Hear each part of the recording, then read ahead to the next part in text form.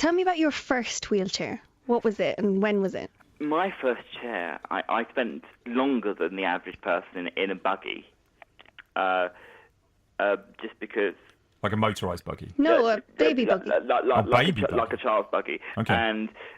And I have had 6 wheelchairs in 7 years from the NHS. And my friends and my family couldn't believe that I wanted to make the transition into a wheelchair, because they just thought that wheelchairs were for old people with that kind of shied away and were retired. And I was always excited about getting in a wheelchair and actually propelling myself and moving forward and being active. Wheelchair freed, George, not wheelchair bound, yeah? Yeah, absolutely. A wheelchair really is kind of my main tool. It is my shoes.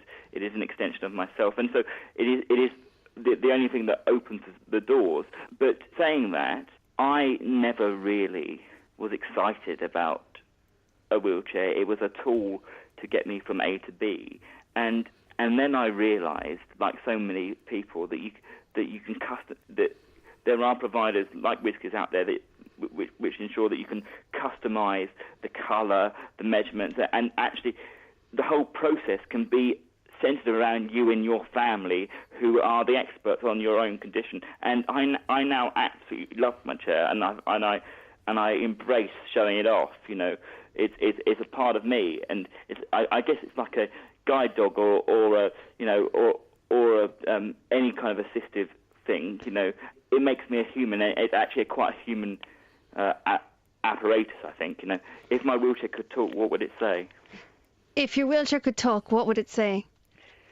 It would say that that I've got much better at driving it over the years, and that I've benefited from things like wheelchair skills training, and that actually that is an important point, that you develop in your wheelchair and you get better at using it, and that it's not just about the day you receive it, it's about the kind of the long-term relationship with your chair. What colour did you go for, George? I'm dying to know. I had a white Quickie Argon, and I now have a cappuccino. It's basically a kind of it's cappuccino. It's light brown and beige. Nice.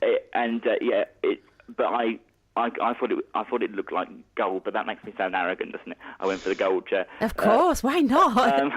It would blend in with all my outfits. As I said, I wear tweed all the time, and so you see it as part of your sartorial elegance. It fits who I am. So you had a kind of a first sort of boring chair that was sort of got you from A to B, but this is your first, or the one before it was your first, yay, this is my chair, this is me, this is part of who I am.